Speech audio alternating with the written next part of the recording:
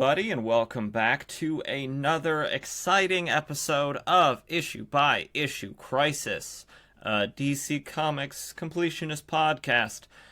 The only podcast that I know of that is going issue by issue from Crisis on Infinite Earths #1 towards the present, an issue at a time. And we're back. It's another Friday. It's feeling great. Always, TGIF. Am I right? Haha. But yeah, we're back for another great episode of some 80s comics. And let's talk about the comics that we're going to be covering this week. We're going to be covering Batman and the Outsiders #20, Blue Devil #11, and Green Lantern #187. So, before we get into that, let's set the scene as we do every single week, every single episode, with what's going on in the real world when these issues are being released and out on newsstands. A little bit shorter set the scene this time because not a lot of stuff's going on at the moment. So, in January of 1985, in late January 1985, not a lot's going on that I can find easily. January 17th, 1985, Cyclone Eric made landfall in Fiji, causing wind damage and extensive flooding. About 30,000 people were made homeless, and Cyclone Eric caused $40 million in damage and took 25 lives. So not great, but living on an island. So, but every other time when there's not a hurricane or a cyclone, Fiji's great. Never been, personally, but I bet it's great. January 18th through the 22nd is one of the most intense Arctic outbreaks of the 20th century. Extremely cold temperatures affected every state east of the Rockies, with 3 new state lows established. Negative 34 degrees at Mount Mitchell, North Carolina, negative 19 degrees at Caesars Head, South Carolina, and negative 30 degrees at Mountain Lake, Virginia. Now, I recently lived in the South, in South Carolina specifically, and I will tell you, my entire time that I was there, I never took out my winter coat. I'm from the Midwest originally. Winter coats are a mainstay for what seems like a good portion of the year, at least almost half of the year. You could probably wear a winter coat and be okay. So for their temperatures to get down to the negatives at all, and this is likely with wind chill as well, but still, that's insane. That's some pretty cold weather down there. I'm assuming a lot of pipes froze, maybe a lot of pipes burst. So because houses are built different down there because of the weather. So that's all the big exciting things. Sorry it wasn't longer and there wasn't more little tidbits in there, but like I said, couldn't find a lot of stuff that really, really mattered at all, I guess. I could have talked about the Wilmington, no. Yeah. I could have talked about the Wilmington, Vermont elections where a libertarian ran against Bernie Sanders. I guess I could have talked about that, but whatever. Let's get into the issues, and let's get into the first one, Batman and the Outsiders #21. Released January 17th, 1985, with a cover date of April 1985. And we've got some debuts, obviously, because this is the first time we're ever seeing the Outsiders. But we're going to do something a little bit new with our debuts. So obviously we have debuts in comics history, and we have debuts to the podcast, which happens more on this show than Monday's show. But when we were talking about debuts to the podcast, I thought it would be good and interesting to also say when they debuted in reality into DC Comics. Because, I could tell you that this is the first time we're seeing Black Lightning, but wouldn't you also like to know that Black Lightning debuted for the first time in Black Lightning #1 on January 4th, 1977? That's pretty cool. Geoforce, which is Tara Markov's brother, has similar powers. I should say Black Lightning is Jefferson Pierce. He has a TV show. I watched the first season and maybe part of the second, and then I kind of fell off. CW shows can get a little bit iffy, but of them, I hear that one's probably the best.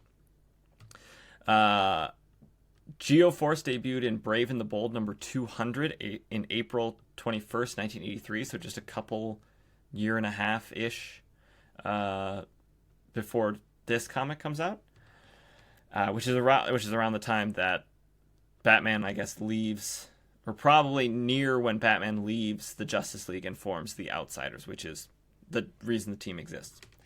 Katana. Oh, sorry, nope, skipped. Halo, who is a sort of mysterious, light-based superhero. She appears on, and Geoforce and Black Lightning, they all appear on Young Justice. Outsiders, the Outsiders season of Young Justice, a great television show that you should check out if you haven't already. She also debuted in Brave and the Bold number 200. Katana, also debuting in Brave and the Bold number 200. Sword-wielding Japanese woman whose sword takes the souls of those it kills. She appeared in the first Suicide Squad movie. That wasn't very good, and she didn't really say a lot, but her actress is very good at acting. Metamorpho, who debuted in Brave and the Bold number 57, so quite a while ago, in October 29th, 1964. What seems to keep happening on this show, we get real mainstays of the DC universe debuting in this show rather than in their first debut, and that's going to happen this episode with Alfred Pennyworth, Bruce Wayne's butler, father figure, tech guy in the Batcave on the ones and twos.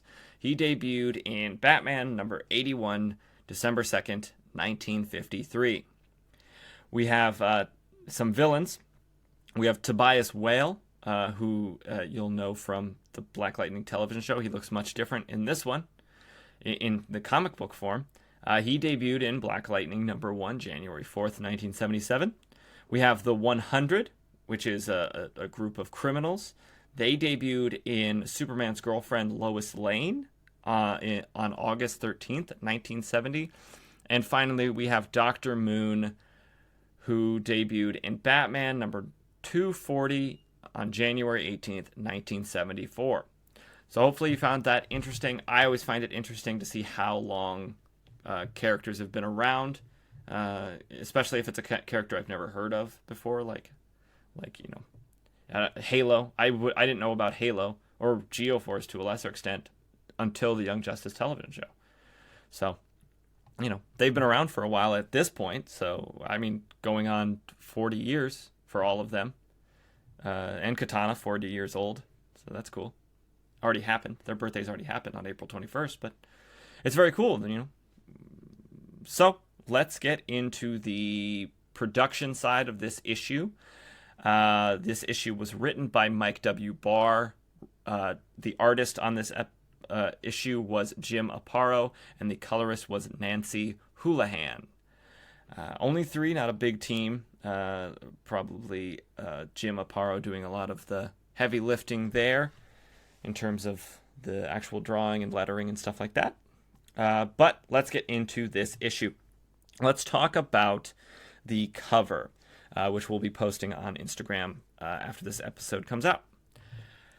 So it starts out, the title, it has a Batman symbol, of course, because every Batman title has to have a Batman on it. It's Batman and the Outsiders.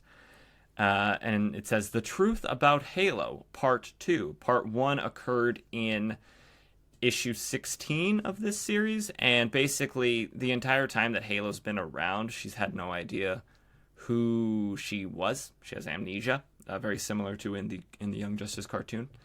And Batman, to rectify that, sent Jason Bard, a private eye at this time, not a police officer in the Gotham police force, to track down Halo's hometown and parents. And he discovered that she lives in Arlington, Missouri. So this is part 2 of this. Weirdly, there were obviously 3 issues in between part 1 and part 2. Well, that's because Metamorpho died, and so they had to do some Egyptian adventures to bring him back to life. But we'll talk about the rest of the cover. It has Halo, who is a blonde woman with sort of a red, yellow, and blue highlight strip in her hair.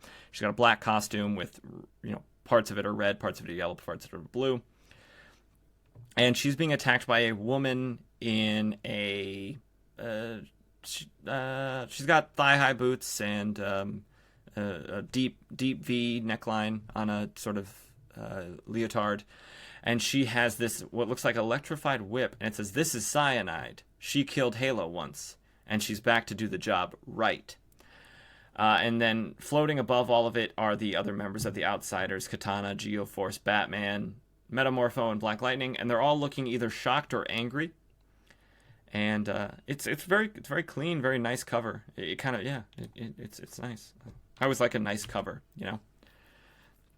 So let's get into the meat of the issue, the inside. The first page starts off with a woman that is not recognizable to me. I have not read any of the other issues of this comic. I just did some background research on it.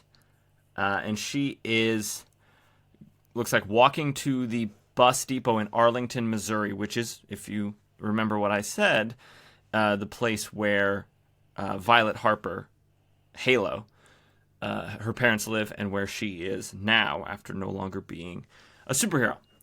Because when they found her parents, she decided to stay there and just have a normal life again. It's 7:29. This woman opens up a bag. It's 7:29 because she looks at her watch. She opens up her bag, and inside is a gun and what looks like cash money, legal tender. And a woman comes up behind her, a woman dressed like Humphrey Bogart. She's wearing a fedora and a trench coat and smoking a cigarette like Humphrey Bogart would do. And she asks the question, "Jane Denninger? Or Denninger?" I don't know. And the woman with the watch and the gun says, "Yes." And the woman in the trench coat says, "Right this way."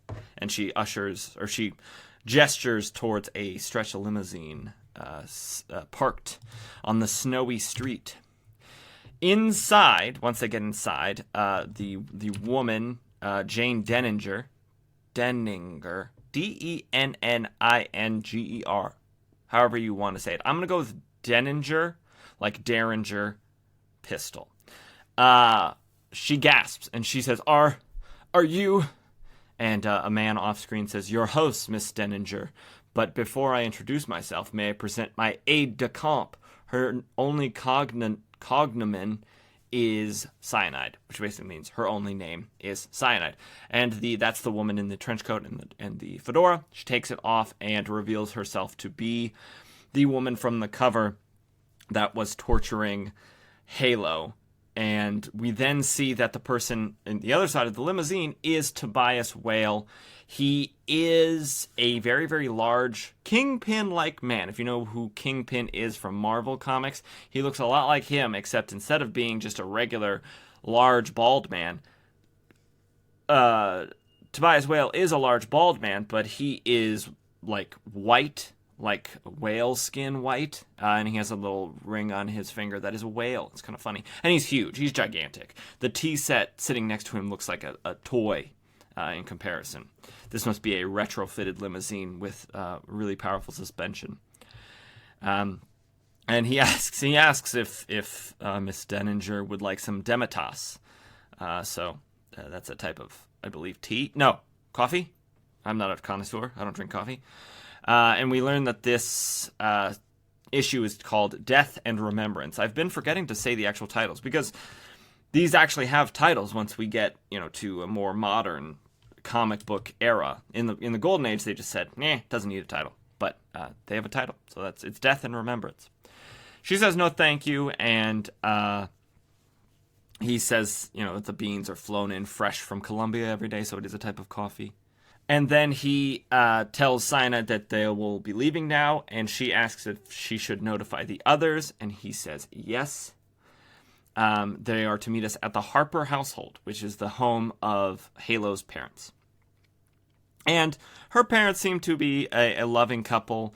The mom is cooking bacon in the morning, and the husband comes up behind her and tickles her. Her name is Margaret, and his name is Sam.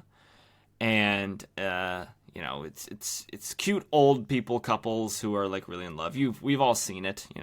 They're weirdly touchy feely with each other. Like gross old people, knock it off. She says, "Stop it, Sam. You'll wake Violet." And he says, "She's still asleep." And she says, "It is Saturday, you know." And he says, "What are you doing up so early? The lumber yard is closed today." And he says, "Oh, I got paperwork to do." And then there's suddenly the ringing of the doorbell. And they're like, "What? The milkman's already been here." Because apparently milkmen were still a thing in 1985. I didn't think it happened that late. Maybe it's only in certain areas where it still makes sense for a milkman to exist. But I just felt like 1985, and I mean, 1985 was 40 years ago, so things, I guess, have changed quite a bit. But there was no milkman when I was growing up, and I grew up in the 90s. So must have quickly fell out of fashion after this. But they answer the door, and it's a bunch of people dressed like Humphrey Bogart. They're all wearing trench coats and fedoras. Cyanide is there. She's back in her red trench coat and fedora. They say, Mr. Harper, and he says, "Yeah, what can I do for you?" And Cyanide says, "You can stay out of our way." And one of the men punches him in the stomach. And Margaret comes out and is like, "Who is it, Sam?" And she's like, "What?" And everyone, like, these people have guns, and that's scary. They ask where her daughter is, and she's like, "Well, Violet? She said she was through with people like you. You know, she's given up the superhero life." And she says that she's upstairs. And we then cut into a dream that Violet is having. And she says, "Please don't hurt her." Oh, no, that's Margaret says, "Please don't hurt her." We then cut to a dream that Violet is having. She is in her Halo costume, and someone is stealing the face off of her face, which I guess kind of is a symbolism, if you want to read into it, is the fact that she doesn't really know her own identity because she has amnesia. She doesn't remember who she was in her past life. All she remembers is she woke up in Markovia one day, and she was Halo. That's basically all she remembers. But now she knows who her parents are, and also what her name is. But that's it. So she's woken up. She comes out of her dream, and she's, her eyes are still closed, and she clings to who she thinks is who is Tatsu, who is Katana. But obviously, because they were roommates. But obviously, it's not, because she's not, there anymore. She's at her parents' house. And she clings to Cyanide. And Cyanide wants her to answer some questions. And before Violet can turn into Halo, she has to concentrate and kind of like activate it. Before she can do that, Cyanide uses her whip and electrifies it and sort of knocks her out. And Cyanide says, "Don't whine so, Violet. The whip's only set for stun. When we met in Markovia, I killed you." Bum, bum, bum. What? But she's alive. You're bad at your job, Cyanide. We then cut to Harper Lumberyard. A cargo van and Tobias Whale's limousine are parked outside.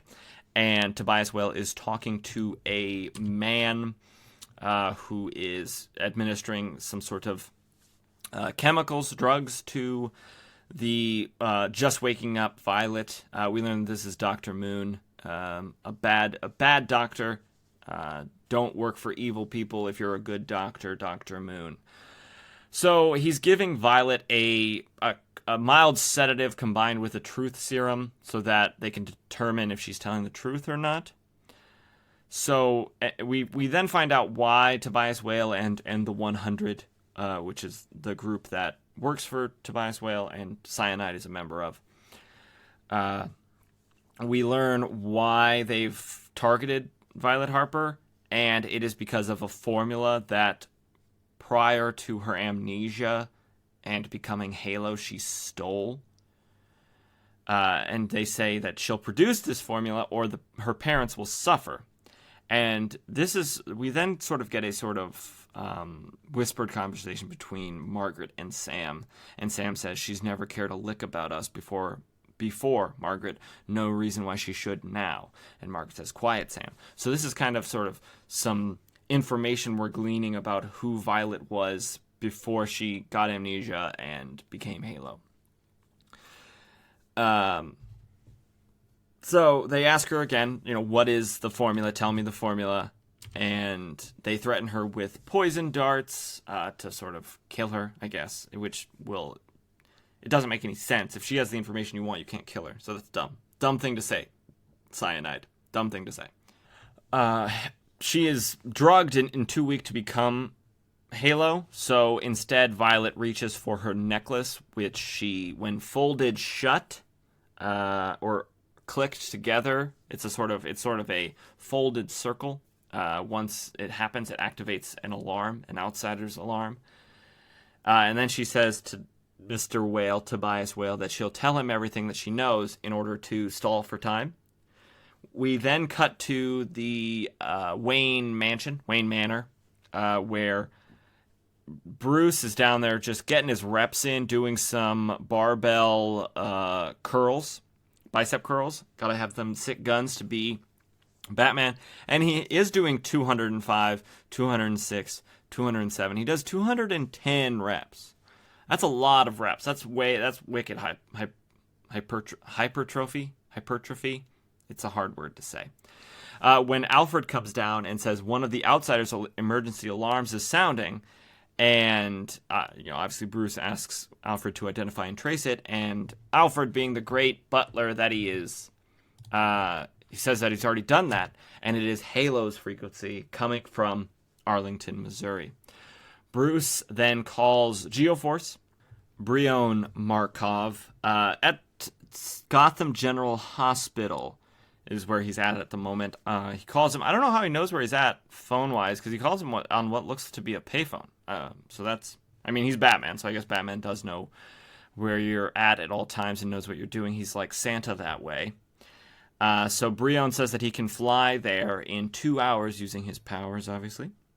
He then goes and says goodbye to this woman named Denise. And he says that the consulate needs him. I'm assuming the consulate of Markovia, since he is royalty. And she says, "Oh, okay, will I see you later?" And he says, "I hope so. I'll call at least. I'm glad you're feeling better." So this woman is in the hospital. And she says, "Me too, bye." And then she thinks in her head as he leaves, how can I get through to him? He saved my life, but he doesn't even know I'm alive. Not the way I want. And so she's a little bit infatuated with Brion because he saved her life, which happens a lot. It happens in television shows all the time. So we then see Brion in a closet, looks like, putting on his Geoforce costume. I think his costume's pretty good. It is green and yellow, which are not great. They're very Green Bay Packers colors, if you're into sports or if you're into football. I'm not. I just know that those are the colors of Green Bay Packers. But I think his sort of Kid Flash half cowl, because it covers his eyes and his cheeks and his neck and the back of his head, but it doesn't cover his hair, so you can see that he is either blonde or a redhead. It's 1980s comics, so blonde people sometimes strawberry blonde, or a redhead. No idea. We then get scenes of the other outsiders when they're sort of communicators beeping, their alerts kind of beeping. We see Metamorpho in his human disguise, because obviously his skin is all, is made of all these different materials, so he has to disguise himself as human. We see Katana, and she is feeding a kitty. We see, oh my gosh, I'm blanking on Black Lightning's name, Jefferson Pierce. Whew, did it. And he's reading Hamlet because he is a big nerd in real life, because he is a teacher and a principal. And then we cut back to the lumberyard, where Halo is finishing telling them everything, which is that she doesn't remember anything since before waking up in Markovia. And, they ask, well, how'd you get back to America? And she says, well, some people came. She came back with some people she met. They hired detectives to find out who I was, and that's everything. And they think she's lying, and they're going to hurt her parents. But she says, it's not fair. They should hurt for what I did. Hurt me if you have to, but it won't do you any good. I can't remember. And then we get another whispered conversation between Sam and Margaret, that Margaret's saying, you see, Sam, she does care about us. And Sam says, maybe she has changed after all. So Violet apparently was a terrible person before she ended up in Markovia with amnesia, which, I mean, can happen. There's, the psychological theory of nature versus nurture. And I mean, traumatic brain injuries can affect people's personalities. There's the famous story of the railroad worker whose name I'm blanking on at the moment, but he was a, normal average guy, and he got a railroad spike through his head, and after that he was mean and irritable, and I mean, I would too if I had a railroad spike in my head, but it affected a part of his brain, and that's why his entire personality changed. So, head traumas, can change personalities. So, Tobias Whale says to Dr. Moon, "She sounds sincere, Dr. Moon." And he says, "Quite. If she is, my treatments may prove more effective than your threats." And Tobias Whale says, "Proceed." Dr. Moon then hooks Violet up to a sort of something similar to an EKG. He is checking her brain for damaged functions in her cerebral activity, in her brain waves. And once they get it hooked up, he says her brain reading, it's like none other I have ever seen. And Tobias Whale asks if he detects any damage. And Dr. Moon says, perhaps she may not be feigning her memory loss. I suggest you refresh her memory of the recent past. So Tobias Whale then brings in Miss Denninger, who clearly is connected in some way with Violet Harper, because otherwise why would they have grabbed her and brought her here? Tobias Whale asks her to remind Miss Harper how her involvement with your brother began. And Miss Denninger says, "I'll never forget, that's for sure." So her and her brother moved to town. The exact day that they moved to town, Violet caught Jane Denninger's brother Mark, caught his eye, and apparently it wasn't long before Violet made him forget all about his sister Jane altogether. Their parents had just recently died, and he was the only family that she had left. So, I mean, we all know people like that, right? They get into a relationship, and suddenly they forget that everybody else exists. I know people like that. It's unfortunate, but, I mean, that's the kind of people they are. So, Mark is clearly one of those kinds of people. So, Mark said what Violet wanted most was to get out of this one-horse town. Can relate. That's all I wanted to do growing up in the Midwest. And then a few months ago, they did. So Violet has not been an amnesiac very long. So they left town on his motorcycle, on his steel horse, when they came upon an accident alongside old Route 44. The driver was still alive in the truck, but he was hurt. As Mark was trying to, get the door open, Violet was opening this man's briefcase and reading the folder inside.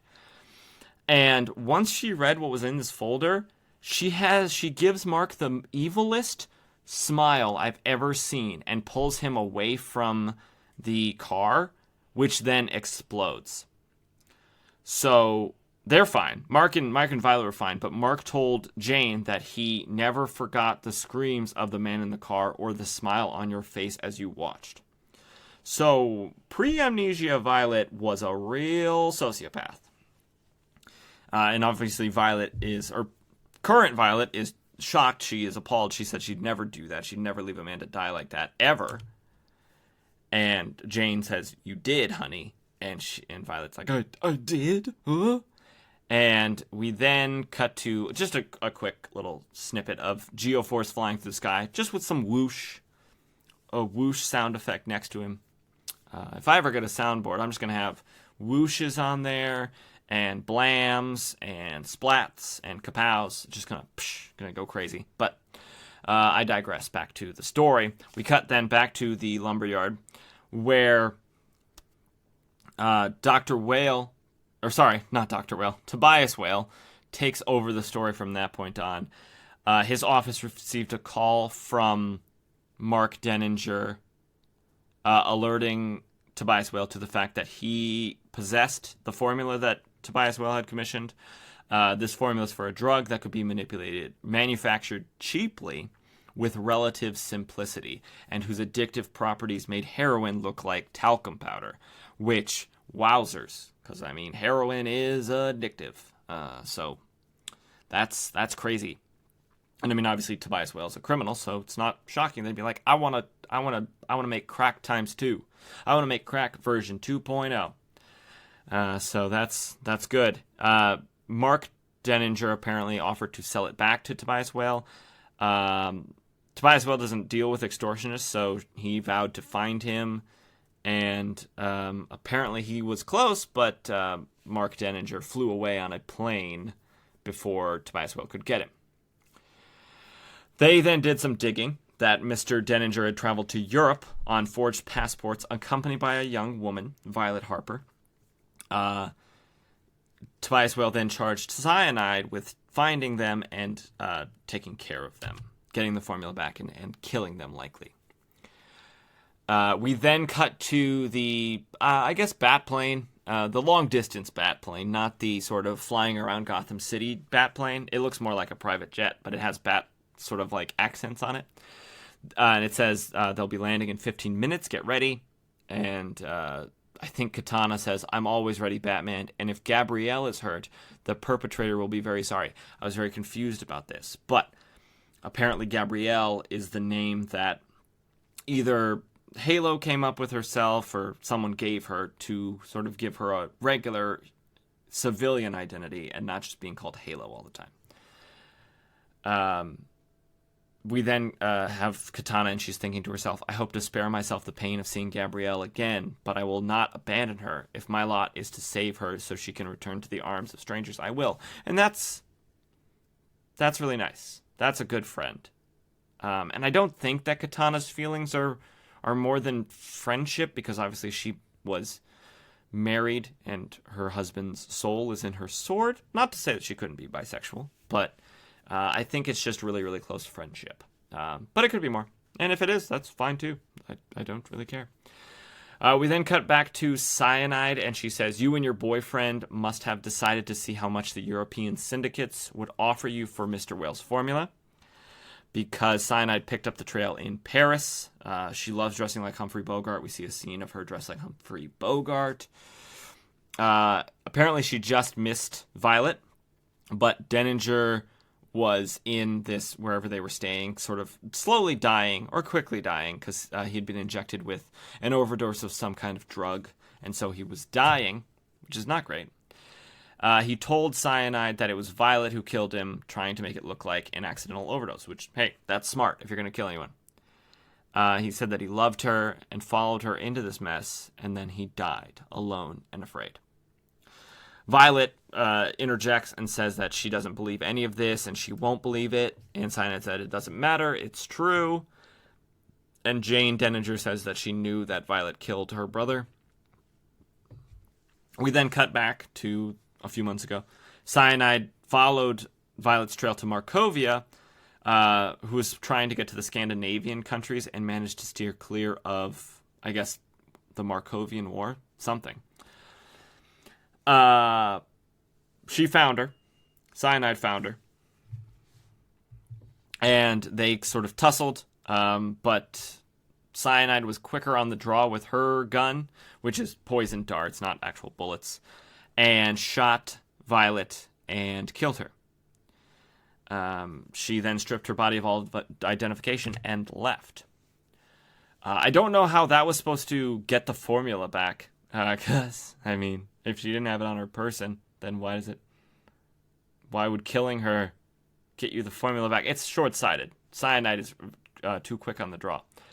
But they're shocked that Violet survived the poison darts and obviously is still around. Violet doesn't remember how. Tobias Whale then, I guess, makes a real leap of logic and says that he assumed that Miss Harper committed the formula to her photographic memory since it was not found on her person. And so that's also, I don't know if that was established earlier, that Violet Harper, the previous Violet Harper, has a photographic memory. But if Tobias Whale is just like, oh, I'm sure she just remembers it. What a weird leap. What a weird leap in logic, Tobias Whale. Okay, but it's fine. That's why we're here. comics can sometimes be goofy, and that's a goofy part to make that leap if that wasn't already established. They then hear a whooshing sound, and who makes a whooshing sound? Geoforce when he's flying through the air. He crashes through the ceiling and punches out one of Tobias Whale's guard and another one of his guards, and we see Geoforce's thought bubble saying that he's exhausted from his flight here, yet he must prevail, or, and then he's cut off, it's kind of weird, because another sort of weird comic thing is Geoforce is like, I can get there in 2 hours. No problem. I'll fly off immediately. He only gets there a few minutes before Batman and the rest of the crew. Couldn't he have just waited? Couldn't he have just flown over to the Bat Cave and got on the plane, and then he wouldn't be exhausted from flying there? But, Geoforce and Halo used to be an item before Violet gave up superheroing. So, he wants to get there as quick as possible because he loves her. Cyanide then gets Geoforce with the whip, electrocuting him all bad, making him go, "Ugh," and knocking him out. And Cyanide, being very cocky, says, "Are all superheroes as easy as this?" And off screen it says, "Here's where you find out, leatherette." So her costume must be made of leather. Either that or whoever said that is making a sort of joke about dominatrix and her outfit. Which, now that I think about it, the whip, the thigh-high boots, I guess, it is kind of dominatrix-esque in terms of costume and aesthetic. We then see a picture of Tobias Whale snapping his neck in one direction. Not like snapping his neck and dying, but he's turning his neck or his head so fast that it's very silly. He looks like he barely has a nose. Very Voldemort-esque, which I hate to make a reference to J.K. Rowling's stupid property that I don't like, or her, but still, it's a cultural touchstone, so you'll understand. And he says, "You," shockedly, and we then cut to the outsider standing outside the big hole in the wall, and Black Lightning says, "You bet, tons of fun." He's making a joke about his weight. "Been waiting for you to make your moves since you busted out of prison." Because Tobias Whale is a Black Lightning villain, as I think I've said before this. Batman thinks, "Good thinking, Lightning. He'll think he's our connection with this case, not Halo." So they must not know that Violet Harper is Halo. They must just think that she's Violet Harper. That makes sense. There's then some battling. Metamorpho turns into liquid mercury and makes a bunch of the bad guys slip on the slippery surface of Mercury. Tobias Whale and Jane Denninger make an escape. I don't know why Tobias Whale's like, I gotta save this random woman that I'm using for leverage, or I'm using for the information that she has. But he is, which, hey, that's good, I guess. She's not a part of the 100. They say Tobias Whale tells Jane Denninger that they'll get Violet Harper some other day. We cut to Katana, and she is threatening Dr. Moon because he hurt Violet. And Violet says, "Don't kill him, Katana." And she says, "Very well, but his pain will make him wish I had." Ooh. Whoo. That's a lot of pain then, isn't it? Cyanide gets Katana with her whip, zapping her, but only stunning her. Then she gets her whip around Violet and says, "She's only stunned, but you won't be so lucky. Not this time." And then we see bang, bang, bang. 3 shots go into the side of Cyanide. And who's holding the gun but Sam Harper? And he says, "Get away from my daughter!" And Cyanide pulls up her gun and goes thup, thup, because it's a dart gun. Obviously, it's not a regular gun. And gets both Margaret and Sam. And these are poison darts, so they're going to die. And Violet rushes to her parents and says, "Try not to move, I'll get help." And Sam says, "I'm afraid it's too late for that, Violet. I was wrong about you. I'm glad." And Margaret says, "I only wish you remembered us." And Violet says, "But I do remember you. I'm only sorry I didn't remember earlier. So very, very sorry." She trails out as they die, holding each other like a very loving couple. We then cut to the Arlington police station where Batman is talking to the chief of police and says, I appreciate your help in this matter. And the chief of police says, too bad that whale fellow got away yesterday, Batman. Worse about the Harpers. But I'll be glad to see that the local press downplays it. And Batman says, I knew I could count on you. And then the chief says, of course you can. We law enforcement men have to stick together, don't we? And Batman is looking at the screen like he hates his life and he hates this man. And he says, yes, chief, we do. We then cut to a snowy cemetery where Violet is putting flowers on the graves of Samuel and Margaret Harper. And it says, beloved mother and father, and she's crying. And Tatsu walks up and says, Gabrielle, are you all right? And Violet says, oh, Tatsu, it's so senseless. Those poor sweet people caught in the middle of something that wasn't even their fault. They died for nothing. And Tatsu says, not for nothing, at least. You have recovered your memory. And ... And Violet says, no, I haven't. And Tatsu says, but you said you told them. And Violet says, they were dying, Tatsu. They gave their lives to save me. They were dying, and all they wanted to hear was that I remembered being their daughter and that I loved them. How could I deny them that comfort? Oof. Whew. That just gives me goosebumps. It's very emotional. And I mean, all that's fair, right? The last thing that I would want to know dying is that my daughter doesn't remember me and that I died for nothing. Saving her life. Saving the life of someone who no longer remembers me or has any affection really for me.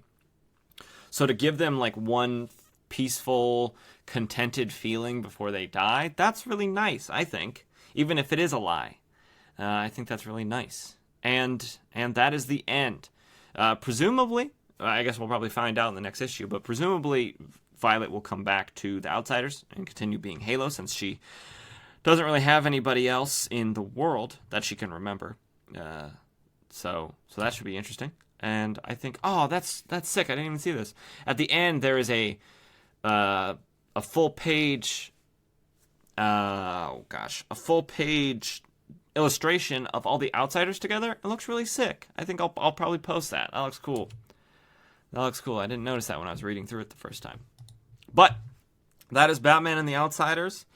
Sort of, ragtag group that Batman's put together since he left the Justice League.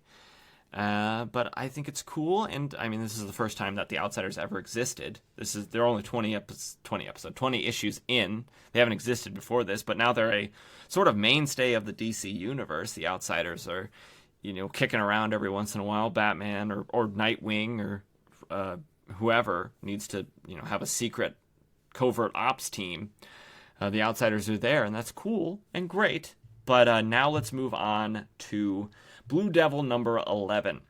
Now, I have to admit, I know very little about Blue Devil. I mean, he's obviously not a very big part of the DC universe, and I know in the past, like last episode, I kind of dismissed characters that were less prominent, but I at least know that Blue Devil is around, or was around, during the New 52. He had a sort of co-partnered duo comic title with Black Lightning, which I thought was pretty good.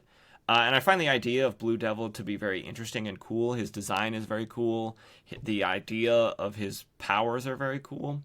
But let's talk about this. So he's obviously debuting for the first time on the podcast. So Blue Devil is Daniel Patrick Cassidy, a stuntman, I believe, in Hollywood. And he debuted originally in Fury of Firestorm number 24 on March 8th, 1984. So he is barely not even a year old, and he already has his own solo title, which I think happens a lot more in the past than it does now. Maybe I'm wrong, but I just feel like most characters have to establish themselves a little bit more before they get their own solo title. But yeah, he debuted with a 16-page backup story in Fury of Firestorm number 24, and less than a year later, he is 11 issues into his own solo series. So that's cool. The issue that we're about to cover is written by Todd Klein, penciled by Todd Smith, 1D. Todd Klein had 2Ds. Inked by Mike Gustovich, lettered by John E. Workman Jr., and colored by Michelle Wolfman. So let's get into it. The cover is Blue Devil, and he's looking scared and shocked, and he is surrounded by a blonde woman in a very scantily clad outfit, a sort of rat policeman that says Goon Squad on his shoulder patch, and a robot with a megaphone for a nose and a very smiley mouth. And then we see the back of a big robotic person, and he has one of those little clapper thingies. Oh man, what are they called? In movies, they go take Casablanca scene 2, take 5, mark, and then they slap the thing because that it is visual and audio, so they know how to sync up the. I don't know what they're called. God. Okay, but he's holding one of those, and it says on it 7mm Dreams. Take 2, Get That Devil Good. So it's a very colorful, very busy cover, and it looks fine to me. I think it's fine. And we immediately get into some action. There is a man. We see the front of that red robotic figure, and it is a man in a robotic suit, and his name is the Auditor, and he's been the downfall of more Hollywood epics than Siskel and Ebert. Now, I should explain some things there. An auditor is a person who kind of checks the budget and makes sure that movies are not overexpending things or, kind of wasting the studio's money. And Siskel and Ebert are a famous, now both dead, partnership that reviewed movies both in print and on television. Famous for all their no BS sort of reviews. They spoke their minds because they care about movies. And Blue Devil is fighting this auditor, and his attacks aren't really working. And the auditor is spraying Blue Devil with acid, which isn't good. We then sort of see a little block that's explaining some things. That several months ago on Ile du Diable, Marla Bloom and her cast and crew recorded a grand, glorious vision. Now Dan Cassidy must battle to keep alive their ... 70mm Dreams, which is the name of this issue. And when we get into it, you'll understand why it's called that. It's very apt. So we are on this we're on Lot B of the vast Werner Brothers studio, not Warner Brothers. This is a fun little thing. Being used, Lot B is being used by Marla Bloom Associates to film the Blue Devil promotional film for the Blue Devil movie.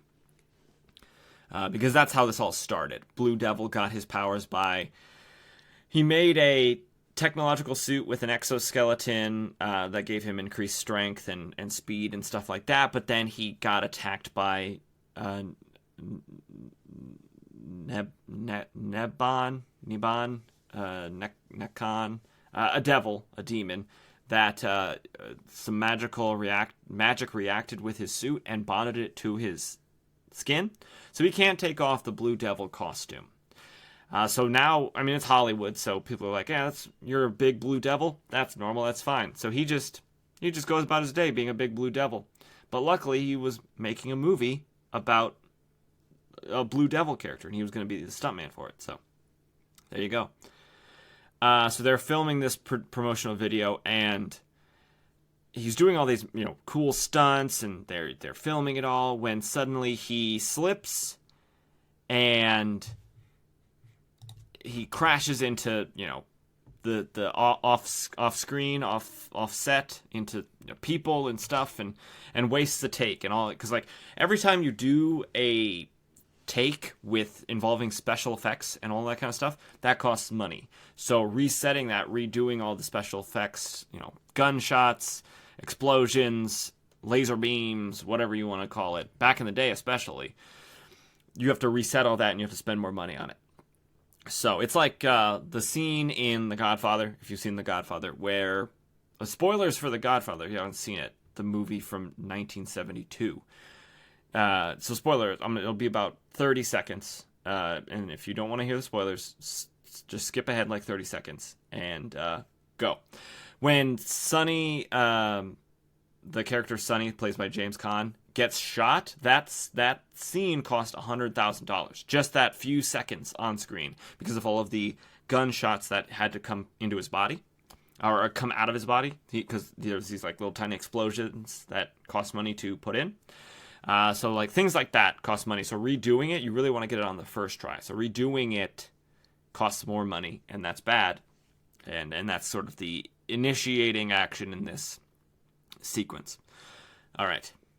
So welcome back, people who didn't want The Godfather, part of The Godfather, spoiled. But I understand. I don't like spoilers either, but you should see The Godfather. It's a very good movie. I also just read a book called Take the Gun, Leave the Cannoli, which is a very good book about the making of the movie The Godfather. All right, enough of Nick's reading corner. Let's get back to cool books that have pictures in them.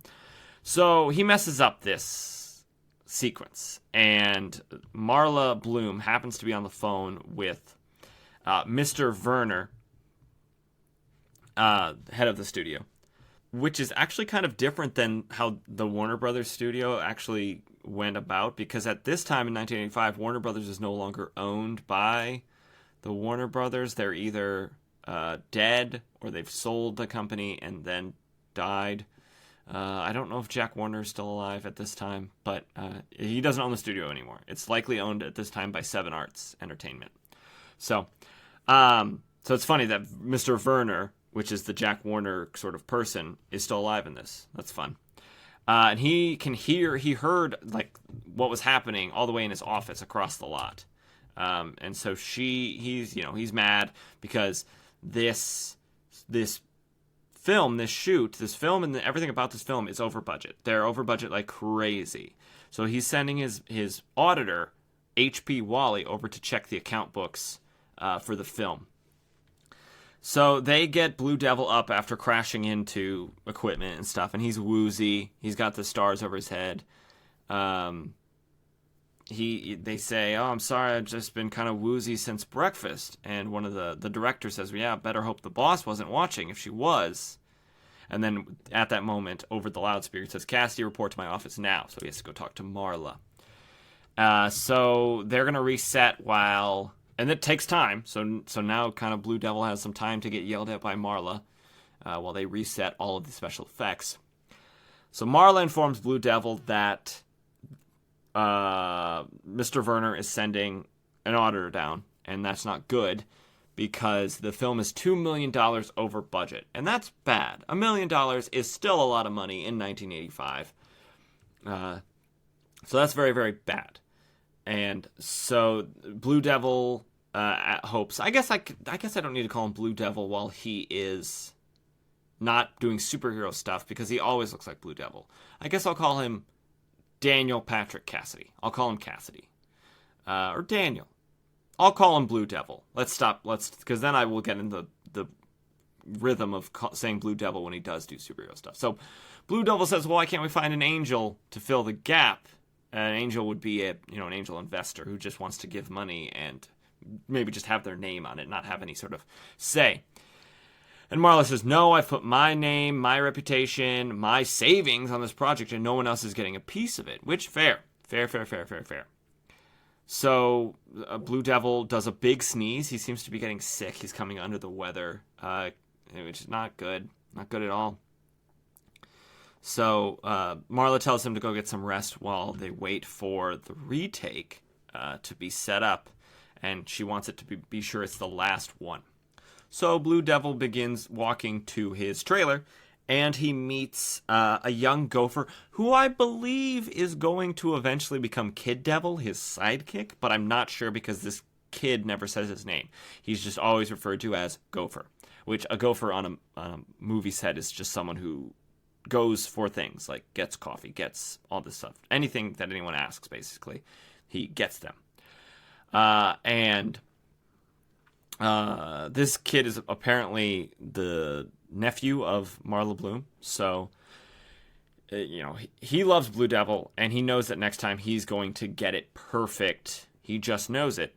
And then a man named Wayne Tarrant comes up and yells at Blue Devil and told him that the previous take should have been perfect, and now Werner's on the film's case, and rumor has it that H.P. Wally is coming down to close this down, which, I mean, is a thing that happens. So if a movie goes way too far over budget and there's no way it can recoup, they might just eat that loss and shut it down to stop it from spending any more money.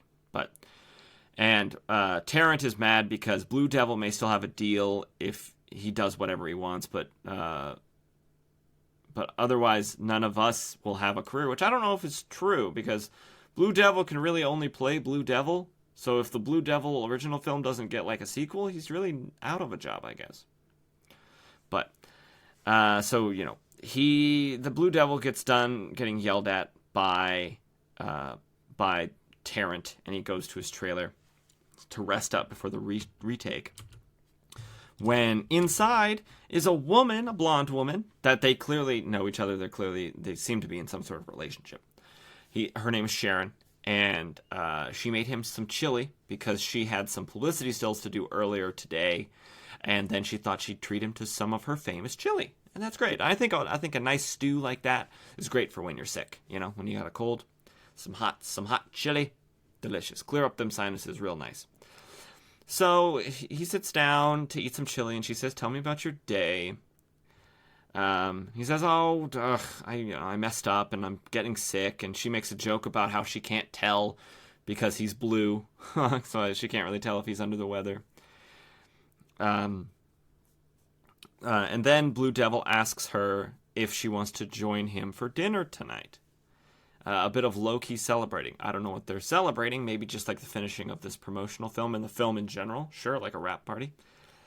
And she says, "Just the two of us? Oh, Danny, I'd love to, but Marla is getting pretty steamed about all the scandal sheets. So like, the Hollywood Reporter or TMZ. I don't think they exist. I don't think TMZ exists, but things like that, talking about them being seen out in public. The Beauty and the Beast, because like I said, everybody in Hollywood must just be like, it's fine that he always looks like Blue Devil. It's normal and fine and cool, and everyone's down for it. So she says that she can't because they don't like all the scandals. Not good for either one of their image, so Blue Devil's kind of bummed about that, but once the movie comes out, things will be different, and that's great. That's good for everyone involved. We then cut to later when they're doing take two, and he's doing everything great. So, and we have these sort of split screen views of Blue Devil doing his stunts, and he's thinking about what thing he has to do after the next thing. And alongside it, we see H.P. Wally driving into the lot, getting out of the car, and walking up to the stage. And suddenly, Blue Devil gets distracted by seeing that he's here, or like that the people are, the auditor is here, and he kind of forgets his count, where the next thing is he's supposed to jump to or do in terms of stunts, and he lands and bangs his head on the ground hard. There's a big thud sound effect, and so that's not good. We then see Blue Devil through his eyes, opening up everything's sort of psychedelic and out of focus and weird, and you see snippets of words. It's like Easter Cassid, okay, get easy now, hospital, and then he we cut outside of him and says, "Call an ambulance."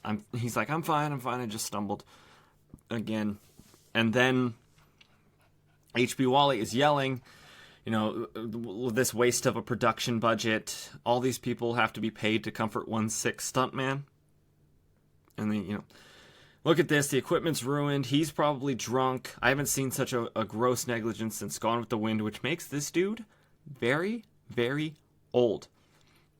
Because Gone with the Wind, oh man, that's at least... I don't know the exact date, but at least... at the latest in the 40s, if not in the 30s. Like, that is a old movie. So this man is either very old or just knows a lot about the history of film. So he says that Blue Devil's probably drunk, and Blue Devil says, "No, go crawl back in your hole." And Wally says, "Don't you know I have the ability to destroy this picture, to destroy you? Very well, then, you leave me no choice. I must deal with your insolence. Face me, inebriate," which is a term for someone who's inebriated. And Blue Devil is kind of made to turn around against his will, and he's like, "What?" And Wally says, "Turn, however, unsteadily, and witness the Auditor." And we see the Auditor in his big robotic suit. He's got a big dollar sign over his head. I'll probably post a picture of this because it looks ridiculous. He has a big pen for one of his weapons, and he has one of those, clappy thingies that I don't remember what they're called. For this other one, it's like razor sharp, so it's like big scissors. And Blue Devil says, "Does everybody in California have a costume?" And he's like, let's just talk about this. There's no need for anything. And the Auditor says, "There is a need for your elimination." And he shoots him with acid, and Blue Devil says, "Yeah, acid." And he's like, "Wait a minute. Haven't I said that before? That's weird." And also, it's weird that this man who works at the studio has a robotic costume. So, Blue Devil, who is a reluctant hero, he doesn't like to be a superhero, he just wants to be a stuntman and be famous in Hollywood.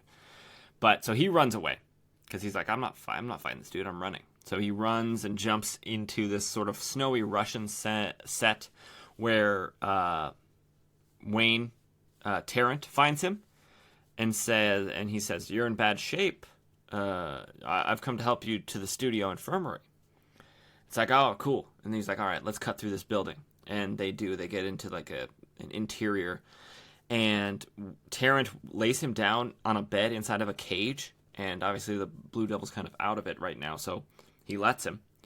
And Wayne Tarrant closes the gate, the cell door, and then picks up a phone or a radio and calls the Auditor and says that he's got him. But then while doing that, he turns into a big, anthropomorphic rat wearing like a police uniform. And you know what's weird? His patch looks like it has a Batman symbol on it, which is weird. So that's weird. We then cut to... Well, actually, no. We don't cut to anything. Auditor then, bursts through the ceiling and says, "Well done, sycophant," which is apparently what Wayne Tarrant is called. Sycophant, which is not a good term. He's clearly a bad guy. And Blue Devil uses his strength to break through this cell, because obviously it's probably just a cell for effect purposes and not literally trying to keep someone inside. And he kind of lunges at the Auditor and Sycophant and knocks them both into a wall, and the set falls down on top of them. And so the Blue Devil has a chance to escape, and he is jumping over things, and he jumps into this sort of high-tech part of the lot. And Gopher calls down to him and says, "Dan, wait! You can't run out on us now." And he's like, "You're the strongest, most powerful hero of all." And Blue Devil's like, "Well, I'm not a hero." And Gopher says, Dan, you've got to change that tune." And then Gopher changes into the robot with a megaphone for a nose that we see on the front cover, and he names himself Hyperbole, and he's gonna tell or sing Blue Devil's praises all over town.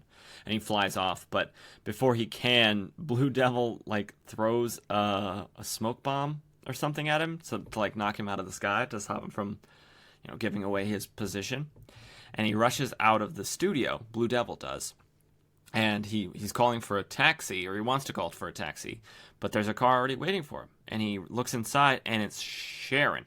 But Sharon looks a lot different than she did previously. Previously, she was wearing sort of cut off Daisy Duke shorts and a tube top, which is not the most I guess, modest of clothing, but she's like supposed to be like the girl next door, like, you know, sweet and innocent, stuff like that. And now she's wearing like a big feather boa and a lot of jewelry and opera gloves and a fancy dress with a really plunging neckline. And he's shocked. And she says, "Get in, get in." And he's like, "Thanks, Sharon, but where'd you get this limo?" And she says, "Oh, don't you love it? It's a special deal I made with Werner Publicity." And as they drive away, the auditor smashes through the wall and says, "I won't rest until I've written you off forever." And Sharon's like, "You're safe now, my brave devil. And as for that little fever of yours, let's see if I can take your mind off it. And she gives him a big old kiss. And Blue Devil is shocked because, like earlier, she said, I can't be seen with you because it's scandalous." And he says, "What's gotten into you?" And she says, "You mean my image, Miss Girl Next Door? I'm through with that PR nonsense. Come over here, lover, and say hello to the new me. The new me that wants to have sex with you." So he's shocked and he's like, "Well, this is weird. Where are you taking us?" And she says, "A press conference to announce the steamy details of our intimate relationship." And he's shocked by that. And she says, "Don't worry, Werner is going to pay us very well to put that witch Marla in her place. Because it'd be bad for the movie if this comes out." And I don't know why. Because, I mean, if it's me, I don't really care if the two stars in a movie are hooking up outside of the film. It's like, whatever, as long as the film's good. But Blue Devil wants to get out, and he goes up to tell the driver to, stop the car, but no one's driving the car. And she grabs him, pulls him back into the back, and says, "No use resisting, lover. You should know you can never escape from ... scandal." And scandal is, kind of stylized, and clearly this is her name now. Her name is now Scandal. Which, okay. Blue Devil tries to bust through the roof to escape, but the car grows wings and flies up to catch him, or to chase after him. Or actually it does. It runs into him in midair and gets him on the hood. And we then see hyperbole. He's back and he's, saying that, he's saying, "Extra, extra, this just in. Special effects wizard caught in love nest with Scandal. Pictures on page 6, film at 11. And then he shoots him with, he throws a thing at him, knocking him out of the sky again. Then Scandal, I guess, not Sharon, busts through the roof of the car where Blue Devil previously did, and she now appears to be naked. It, of course, doesn't show anything because this is comic books and this is not pornography, but she does appear to be naked. You can just tell. And she's like, "What's wrong? I know you've been dreaming about me just as I have about you. Please don't make me wait any longer. I need you." And then suddenly Sycophant is there, the rat man who was Wayne Tarrant. He says, "If she's too much woman for you, I'll have to take over." And Blue Devil's like, "I gotta get out of here. You gotta let me out of here." And they say, "If you insist." So the flying car, it's got big old bird wings. It does a sort of barrel roll and drops, Blue Devil out of the sky. So and then suddenly we see Blue Devil and he says, "No, wait, help. There's no place like," he was going to say like home, because it's a Wizard of Oz sort of reference. And he's waking up in a bed, and everyone's there. Wayne Tarrant is there, and Gopher is there, and Sharon's there, and they're all back to normal. And there's a doctor there, and he's like, "Lie quiet now. You've just had a bad dream." And he's like, "Yep, you got quite a bump on the head. We thought for a minute you were going to leave us." And he's like, I remember, it wasn't very nice at all." And he's like, "And you were there, and you were there, and you were there," which is, again, another reference to Wizard of Oz. If you haven't seen Wizard of Oz, a movie from the 30s, she wakes up at the end, and it was all a dream. All the people she met were similar to people she knew in real life, which is true. You can't dream about a face that you've never seen before, so you always dream about people you've at least seen, if not known. And Blue Devil's explaining the dream. "Yeah, but anyways, this is my room, and you're all here, except for that little guy, the one Werner sent. What happened to him?" And Wayne then points to the sky, and she says, "You mean the auditor? He's right upstairs. Been waiting to see you." And now I should say they are in a trailer, which doesn't have an upstairs, because at that instant, the roof is ripped off and a giant auditor, the one big robot suit, is standing above them. And so Blue Devil grabs his trident, which he hasn't had this entire time. It's obviously been back in his room. And he, goes into action. And he's fighting the auditor, and he's flying around, or jumping around, I guess. I don't know if he can actually fly. And he blasts the auditor in the eyes with his trident, which has a sort of beam ability. And the auditor backhands him out of the sky, and the Blue Devil flies all the way to the water, to the ocean, and he comes to in the ocean and is picked up by these three men in a rowboat, and you can see a sort of two-masted schooner in the background, old-timey sailing ship, and they say, "Welcome aboard. You look quite odd. I think maybe you're just a man in a costume and not an actual devil." And Blue Devil's like, "Yeah, thanks for pulling me in. The name's Cassidy." And the guy says, "Well met, sir. Call me Ishmael." And Blue Devil's at first is like, "Oh, nice to meet you, Mr. Ishmael. What?" And then suddenly a whale bursts out of the ocean, and it does look like the auditor, H.P. Wally. He has little glasses on and a little tiny mustache and big eyebrows, and he's a big whale. And then they, of course, call him the white whale, even though he is blue. And they ask the stranger, Blue Devil, to save their ship. And he says, "No sweat, Ahab. I auditioned with this scene for a Trek movie a few years back." So now he's going to quote the book Moby Dick, and he says, "To the last I grapple with thee, from hell's heart I stab at thee, for hate's sake I spit my last breath at thee, thus I give up my spear." And he throws the trident, but the whale is too big and too powerful, and so he eats the boat,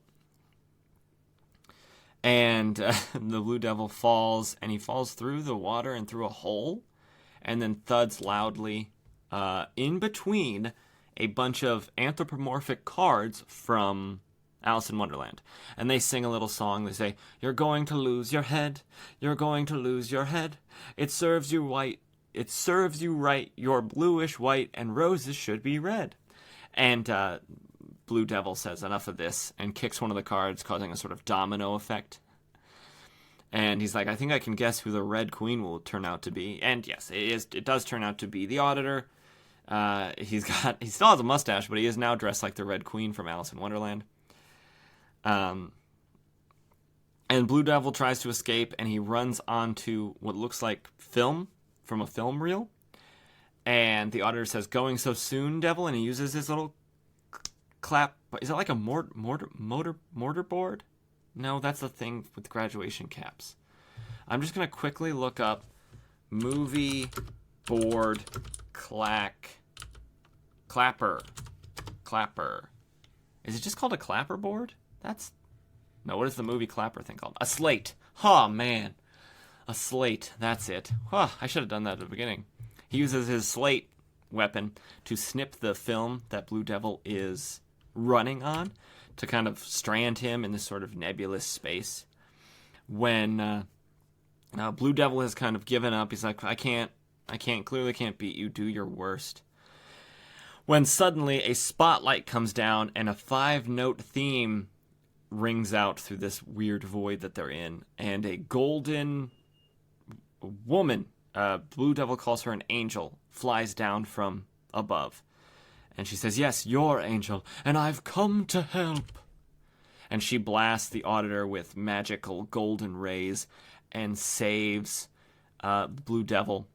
And he says, "How can I ever thank you?" And she says, "No need, brave warrior, for I bring glad tidings. Always remember, every cloud has a silver lining. Tomorrow is another day. It's always darkest before the Dan? Are you awake?" And as she's saying this, she's slowly turning back into Marla Bloom. And Blue Devil's laying on the ground. He's like, "Marla, what happened?" She says, well, you tried to break the floor with your chin, and you've been unconscious for several minutes. And he's like, oh, yeah, I guess I ruined the retake, huh? I'm sorry. And H.P. Wally, in a regular green suit, runs up and says, on the contrary, son, you got through just fine. But more important, are you all right? You had me very worried. And Blue Devil's like, well, I had you worried. I thought you'd be really angry with me about ruining the take this morning. And he says, well, of course not, Mr. Cassidy. Here, we'll help you out to the ambulance. And Blue Devil says, why all this fuss? I have a cold, that's all. And Marla tells him, you're getting a checkup. And H.P. Wally says, the Blue Devil is only a movie character, son, while you are an irreplaceable person whose health must be protected. That's part of our responsibility. And then, as they're loading him into the ambulance, Blue Devil says, wonder if they'd let us have a rap party in the hospital. And then it sort of ends like it does in the movies, where it says, 70mm Dreams, an MBA production, script by, art direction, set direction, color processing, titles, editing, and instead of, it has all the comics writers and artists for this issue, as like the script and all that kind of stuff. And then it has special thanks for additional dialogue to Noel Langley, Florence Ryerson, Edgar Allan Wolfe, Herman Melville, and Lewis Carroll, who are, some of the authors that wrote things that were referenced in this issue. And then it says the end title card, like, it does in the movies, in old-timey movies. A goofy episode, I would say. Issue. But I do think it fits well with Blue Devil. He is a stuntman. He does work out of Hollywood. That's his whole thing. So I think having a dream where he dreams about all these old movies and stuff is really, really good. Hopefully next time he actually does some superheroing, although, like I said, he is a reluctant superhero. So I'm sure it'll just be more shenanigans, Hollywood shenanigans, which, I love Hollywood and I love movies and references to them. So I think the Blue Devil books are going to be right up my alley. But let's now finally move on to our final issue, which is Green Lantern number 187. Released January 17th, 1985. Cover date April 1985, like all of them have been. And for this one, we've got a bunch of debuts to the podcast. But one actually who we've already debuted in this show, which is also going to be in this issue. So to the podcast, we have debuting Green Lantern Hal Jordan, the second Green Lantern. Showcase number 22, July 28th, 1959 is when he originally debuted. John Stewart will also be in this issue, although we've already met him in Crisis on Infinite Earths number 1. Kat Matui, who originally debuted in Green Lantern number 30 on May 28th, 1964. Thomas Kalmucka, who debuted in Green Lantern number 2 on July 26, 1960. We have Eclipso, but not the evil... Well, I guess, I'm not sure if this Eclipso is evil or not. But this is Bruce Gordon Eclipso, not the evil Eclipso from Identity Crisis. And he originally debuted in House of Secrets number 61 on May 16th, 1963. We also have the debut on the podcast of Carol Ferris, love interest, sometimes enemy of Hal Jordan, Green Lantern. She originally made her debut in Showcase number 22, just like Hal Jordan did in his first appearance. And finally, we have Predator, who is a sort of black and silver villain guy who kind of knocks Hal Jordan around in this issue. My goodness. And he debuted just a few months prior to this issue in Green Lantern number 178 on April 19th, 1984. Now let's get into sort of the production side of this issue. Story 1, which is the main story that we'll be covering, was written by Paul Kupperberg, penciled by Bill Willingham, inked by Rich Rankin, lettered by Helen Vezick, and colored by Anthony Tollin. And then story 2, which we'll just summarize because it's sort of just a fill-in story, is written by Mike Barron, drawn, artist duties by William Marshall Rogers, lettered by Ben Oda, and colored by Anthony Tollin. So let's get into the issue itself. Let's start with the cover. The cover is kind of dynamic in the sense and kind of shows one of the plots. I wouldn't say A or B plot. I think they both share importance in the story for this issue. It shows John Stewart, Green Lantern, out in space with the space shuttle and some astronauts out on EVAs. EVA suits are extravehicular. What does EVA stand for? EVA space. Extravehicular activity. Okay, booyah. But the space shuttle is all kind of sort of ripped to pieces, and the closest astronaut to us is staring at John Stewart, Green Lantern, and say, "Don't bother helping us, Lantern. You've already done enough." So that's not great. It's not a great thing. Doesn't really paint John in a very competent light. But as we learn, he's very new to this story, or to being Green Lantern, I should say. We then started the issue, which is titled "A Day in His Life," or what this story is called, I should say, and the issue because it's the most important story in the issue. But they are at the funeral for Rich Davis, who is a former test pilot for Ferris Air. They're all kind of sad. The funeral is wrapping up. We see everybody. We see Hal. We see Carol. We see John. He's at the front and center. We see Carol's dad, Mr. Ferris. I don't know his first name. We see Thomas Kalmucka, Hal Jordan's friend. He doesn't make any other appearance in this issue, but he's there. And we learned that Rich Davis died doing a practice or test flight for an experimental solar jet. He was attacked by Eclipso, who I know I was quibbling before about whether or not this Eclipso was a bad guy or a good guy. It's a bad guy. I think Eclipso is probably always a bad guy, or bad girl, because she was a girl for a while. But he had a heart attack during the flight, but was able to safely land the plane, but unfortunately he didn't make it, so he died. And Hal is kind of feeling guilty because he says it should have been him. He's the best test pilot at Ferris Air. And Carol's like, this isn't about the plane, is it, Hal? And Hal's like, well, I don't know what you're talking about. And she says, all I know is that ever since that new Green Lantern appeared, you've been walking around in a funk. And Hal is like, well, Carol, and he's like, yeah, well, it's hard to make any transition this big, I guess, but I'm getting there.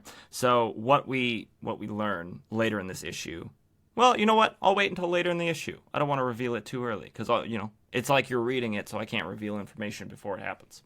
So never mind. And he thinks about John Stewart as Green Lantern. He did a fine job getting Rich, the chance to complete his mission, but unfortunately couldn't save him. John Stewart is talking to Mr. Ferris, and he says, oh, well, let's head back to the office, Mr. Ferris, if you need a lift. But before they can leave, they are interrupted by this man named Smith. Mr. Smith is the only name we ever get for him. He looks, and yes, he does look like the Agent Smith from The Matrix. He's wearing dark sunglasses, has dark hair, wearing a suit.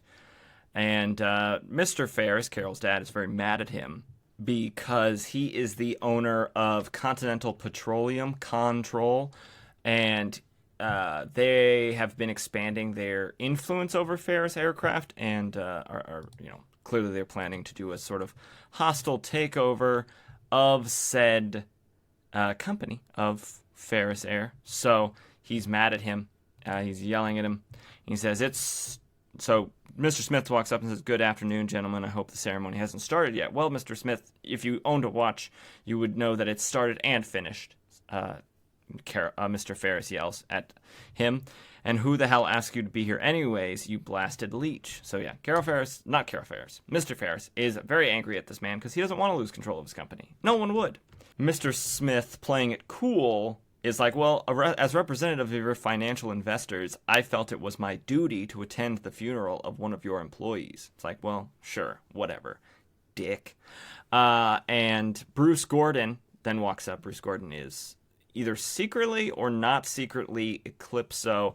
I don't know if it's a sort of situation where Bruce Gordon doesn't know that he's Eclipso, or he does and he's hiding it from everyone. The Eclipso portion of his personality or identity doesn't show up in this issue, so we don't really know.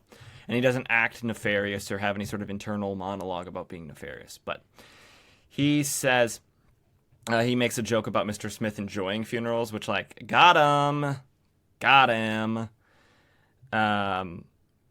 And they storm off, both Gordon and John Stewart storm off away from Mr. Smith after, him being a real jerk.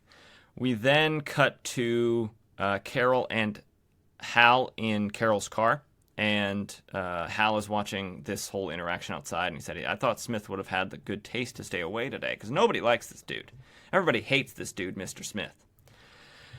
And Carol says, well, why should he? The way the day is going, I wouldn't have been surprised if Eclipso had shown up too.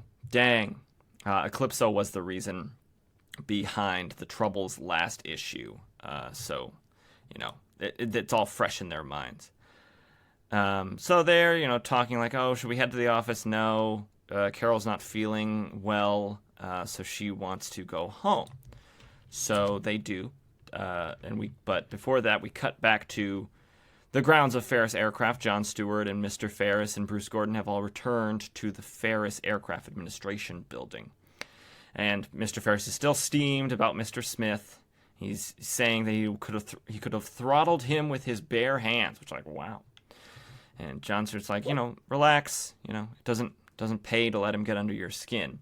And then Bruce Gordon reveals some sad news to John Stewart and Mr. Ferris. He says that he thinks it's time he moved on. So with the sort of failure or the finishing of the solar jet, because I don't think it failed. I think it just is done. They did a test flight. It works fine. Time to send it to market, or trying to put it into production. So he's like, I think it's time for him to go. And he says that he's sorry, but after what's happened here, the shadow of Eclipso and all, it's just too strong for him, and he thinks that it's time he goes. And Mr. Ferris and John are both saying, oh no, I mean, I want a valuable asset like you around, But they both understand if he's determined to go, well then, all the best to him. So he goes and cleans out his desk. Sad, I've never resigned from a job myself. My jobs just tend to kind of disappear and no longer be around for me to work them. So I've never been on that side of this whole interaction. But I bet it'd be difficult. I bet it'd be really hard.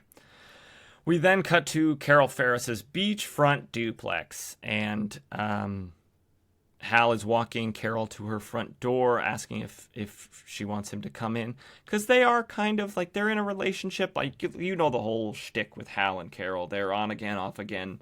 They're in love. They hate each other. Hal loves Carol. Carol can't deal with Hal being Green Lantern, which we learn in a few panels.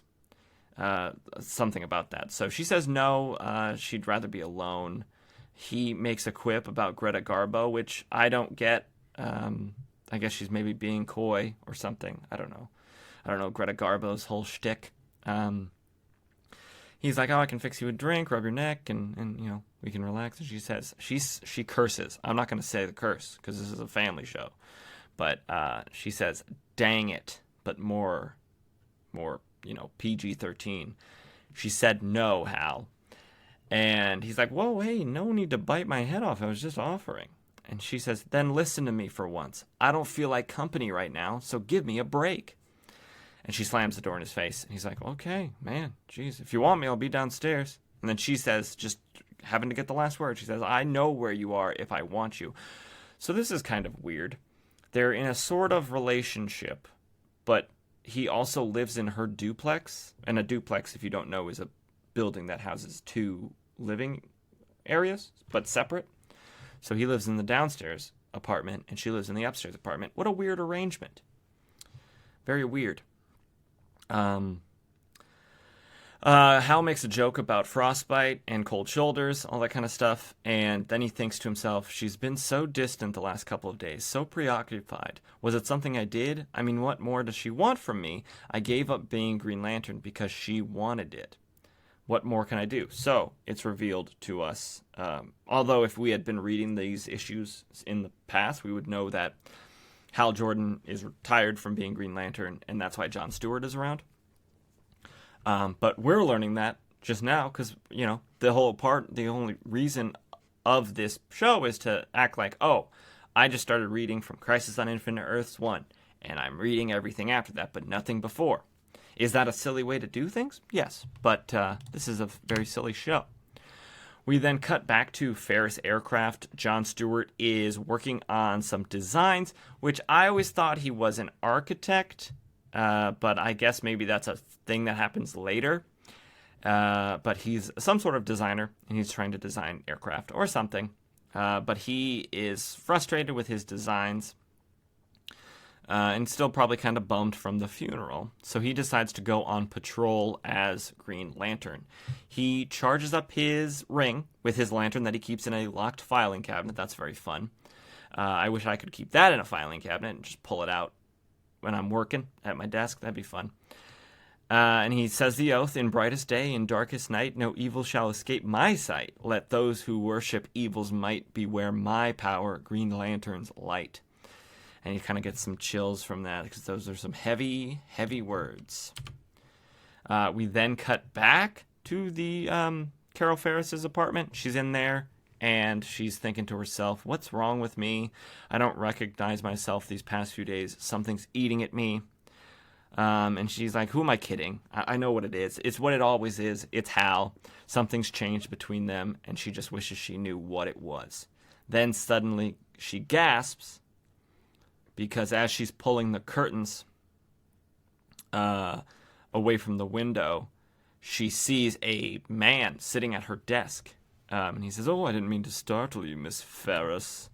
And we cut then, a lot of cuts, a lot of just like cutting away from things. We cut down to Hal Jordan's apartment below Carol's, and he is going to heat up some Hormel chili with beans. And he said, could have been sharing pate with Carol, but she's in a mood. So I'm stuck with chili guaranteed to destroy my stomach lining. Now, I don't know if they cleared that with Hormel first, because that seems almost like defamation or libel. Because I doubt Hormel chili will destroy your stomach lining. I just don't think that's a thing that would happen. So, not great product placement there by DC. When he hears a big thunk and yelling, and so he rushes out of his kitchen. He drops his Hormel chili with beans on the ground, and he rushes out of the kitchen. We then cut back up to Carol's apartment, and she's like, what do you want from me, Predator? So they've clearly met before. I mean, obviously, he debuted, let me think, 187, 178, like 9 issues before this, so they've clearly met before, which we'll learn. He's like, oh, you're upset. I know my appearance can be a trifle intimidating, and I mean, yeah, he's got a very scary appearance. He's got like on a full black bodysuit with a very scary helmet, lots of spikes everywhere. It's all silver and shiny, and yeah, it's kind of scary. He's got red eye lenses, and whenever something has red eye lenses, I'm always a little bit terrified of it, because you never know. But he says, but I thought I'd made my intentions clear by now. I wanted to see you again. Oh, so he's kind of infatuated with her. Ooh la la. And I mean, he does look like just like a regular dude underneath all of his evil costume. She says, all right, well, you've seen me. Now get out of here. And he's like, oh, quite the contrary. And then he kind of puts his hand on her face, kind of caresses her cheek, and says, oh, I get you, and you can forget it, mister. I'm not interested. And he says, no, Carol, that's not true. I've kissed you. I can tell. Which, like, come on, dude. You probably forced her to kiss you, you pervert. So you don't know Jack. And from behind, Predator says, I'm real glad you mentioned that, Predator, because knowing you've laid your slimy paws on her is going to make it all the more pleasurable to clean your clock. And the Predator laughs. The Predator laughs at Hal Jordan, and Hal Jordan hates this because he's thinking, when I was Green Lantern, I could have had him roped and tied before he got his mouth open. So Hal, rushes at him. He's going to give him to the count of 3, but he doesn't get to finish his sentence because the Predator picks him up and holds him above his head like he's like a little doll man. And Carol shrieks. She says, "Put him down, Predator." And he says, "Your wish, dear woman, is my command." Which calling a lady woman, like, come on, that's not cool. He throws Hal and throws him into some furniture, and Hal goes oof, and there's a big slam, and he's like, "Well, I'm still conscious, scum." He's like, basically like, "I didn't hear no bell." And Predator says, "Oh, well, my mistake. But for Carol's sake, I won't use my claws on you," because he does. He's got like weird bone finger accents on his gloves, and they end in like big scary claws. And then he says, "Well, I really don't need them for prey of your meager caliber." And Carol's trying to stop him, like, "For God's sake, Predator, stop it! You'll kill him." And he says, "Oh, you'd be amazed at the price some people have paid for what you've just done," because Carol grabbed his arm and stopped him from, beating Hal half to death. And then, just for good measure, he kind of stomps on Hal's neck and says, "You're the exception, Carol. I won't kill you, and I'll leave him be." And she says, kind of whimpering, she says, "Thank you. Now, please leave."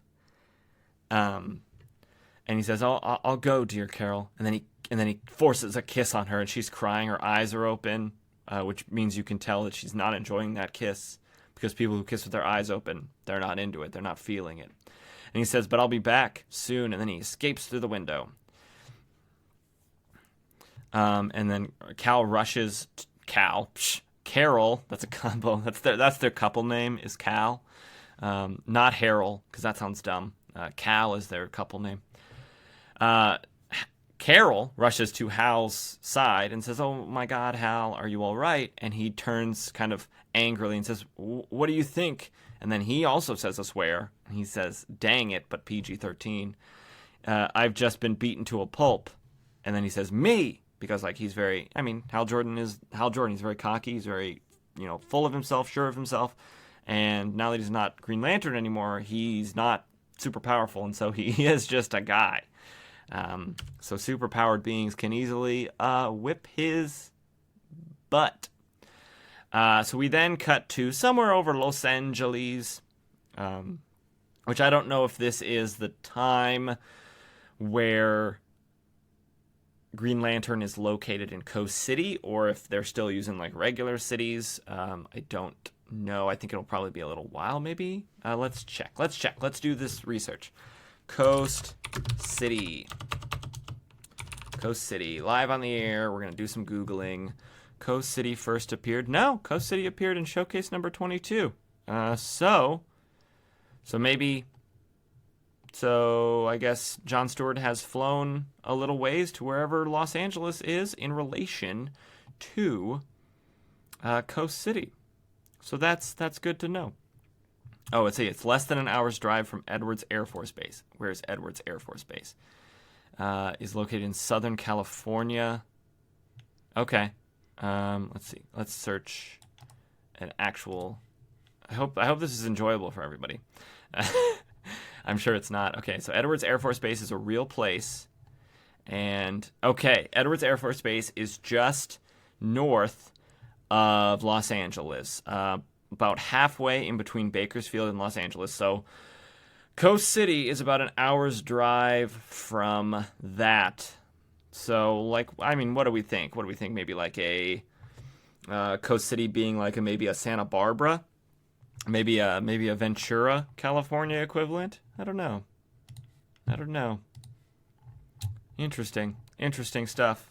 Learning things. Oh, well, now this one says located less than half an hour from Edwards Air Force Base. Okay, I'm getting conflicted information about this. Less than an hour's drive. Well, enough of that. Let's get back to the issue. I'm very sorry for all of that, but hopefully that was maybe informative. So actually, we have no idea where Coast City is. I thought it could have been Santa Barbara, But if it's less than an hour, it's like a half hour, then I don't think it is. But, okay, so we cut back to John Stewart, and he's flying over Los Angeles. However long it took him to fly there from Coast City, wherever that is. And he thinks that patrolling is boring. It's very, very boring. And he makes a comment that it makes a lot of sense. It's really only Superman can patrol well from up in the sky, because like he has telescopic vision and super hearing, so he can like hear and spot trouble from like the altitude that John Stewart's flying. Could John Stewart fly closer to the buildings? Yeah, absolutely. But he has an idea. The Guardians told him that his ring can do anything, so he thinks to his ring, take me to, find the action, find me something to do. And the ring puts out some energy that looks like an arrow, and it kind of goes forward and then points up.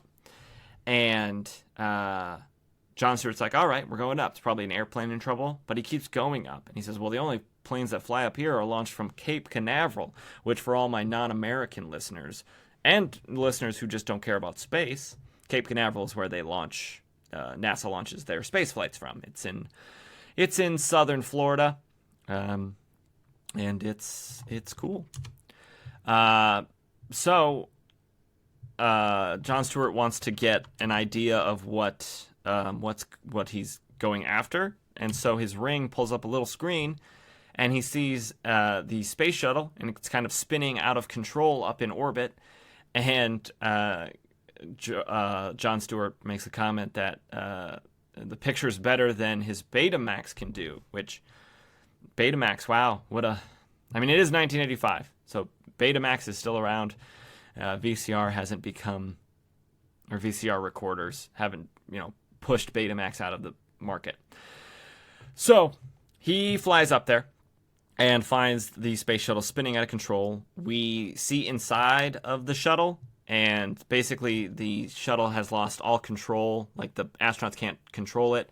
But one of the astronauts, Connie, says that the trouble is one of the exterior modules. So she is going to do an EVA, an extravehicular activity, which we learned earlier, to go fix it. They see outside of the window that Green Lantern is flying up to them. It's like, oh, well, maybe we have another option. Maybe Green Lantern will help us out so you don't have to risk going out in an EVA. Because, sure, EVAs are kind of routine, but they're still very dangerous. You get unclipped, it's going to be a real Gravity situation. If you've seen the Sandra Bullock film Gravity.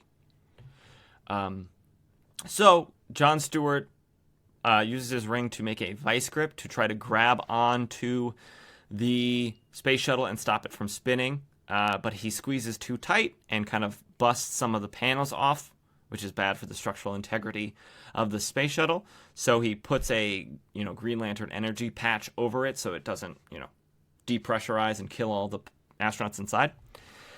And Connie doesn't trust that this Green Lantern is up to the task because obviously his first attempt failed, and so she's going to do the EVA anyways.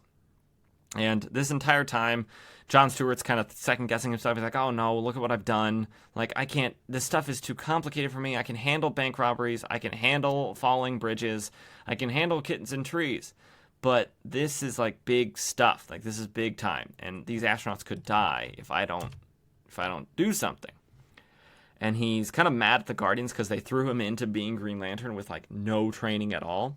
And he's way out of his league on what his ring can do and all the way his ring can cause harm as well as good. So he attempts to lasso it and just kind of basically pull it to a stop. This entire time, Connie has been getting outside of the shuttle, getting into an EVA sort of rig, and getting around to the side of the shuttle that has the module on it. And so while Green Lantern is lassoing it, she's fixing the module, and inside one of the astronauts is saying that he's like, great Scott, is this man crazy? The stress he is putting this craft under, it'll tear us apart. And so Green Lantern is struggling because you got to concentrate. It's all about willpower to hold his construct in place against this.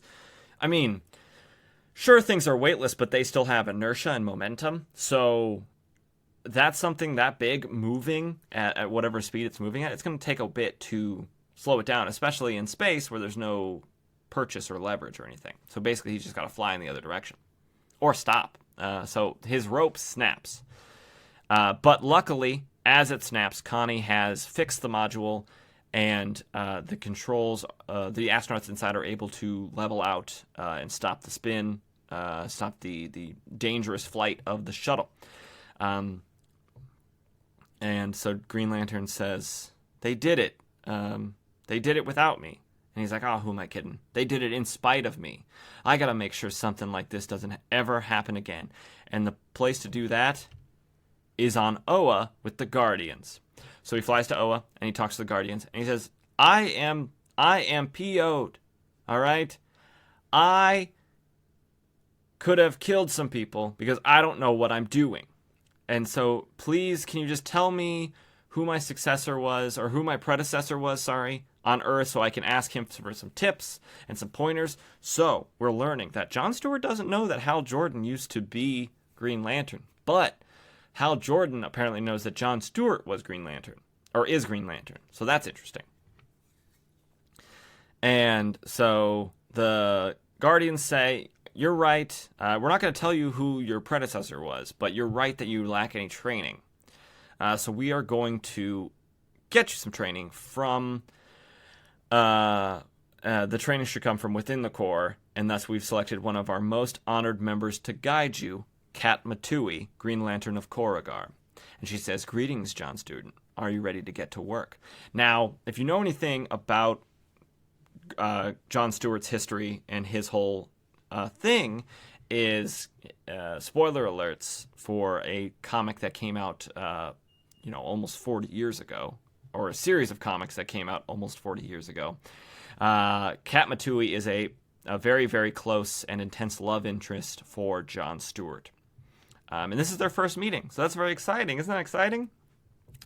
And I mean, Kat Matui looks like a humanoid woman, but she has pink skin, very similar to Sinestro, because they both come from Korugar, and they are the same race of aliens. And that is the end of that story, but we get a little sort of exciting blurb. It says, next issue, Steve Englehart debuts. Joe Staton returns. The Green Lantern Expose is what the next issue is going to be called. That's exciting. We get a new... I mean, I know we just got, Paul... We just got to this comic, Paul Kupperberg, and, his writing and all his art, or Bill Willingham's art. But Steve Englehart's a very well-regarded comic creator, and so it's exciting. New creative team. We're jumping on at a great time. I think anytime you can jump on when a new creative team starts, it's easier because they make it easier to not reference so much in the past and kind of create their own stories.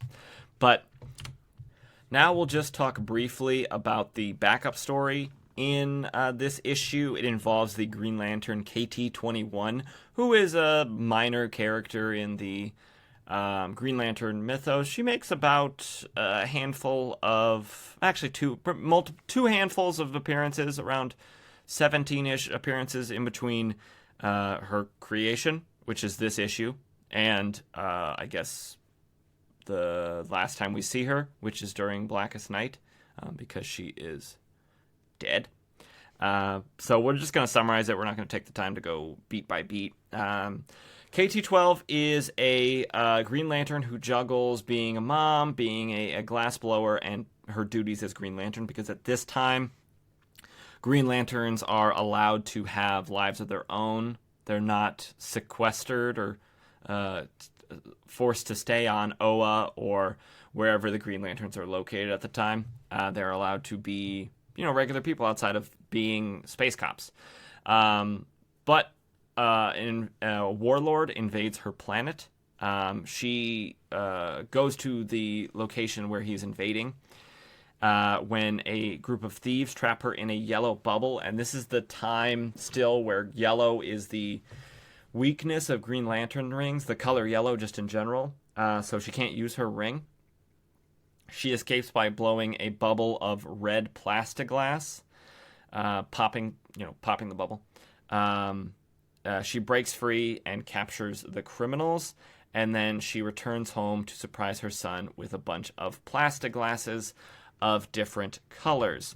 It's a nice little story, kind of showing other Green Lanterns and their lives and stuff.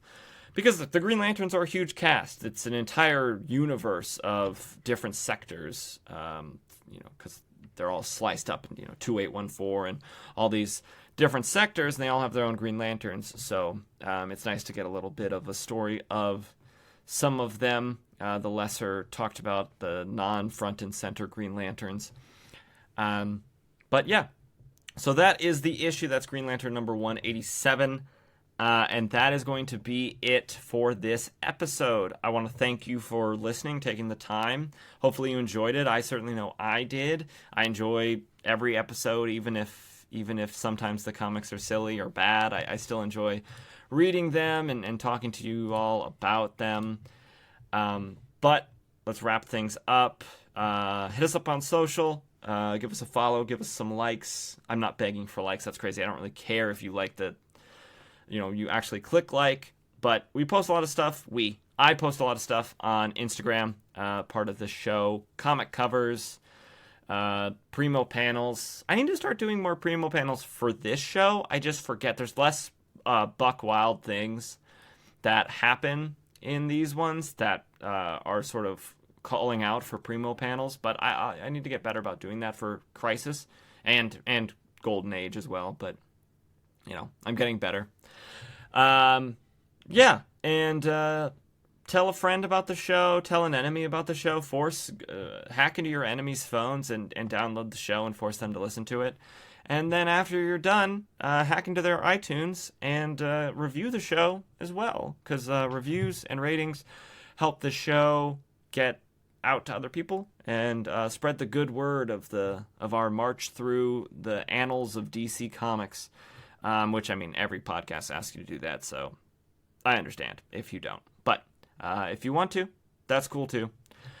But until next time, I'm your host, Nick Byers, and see you later.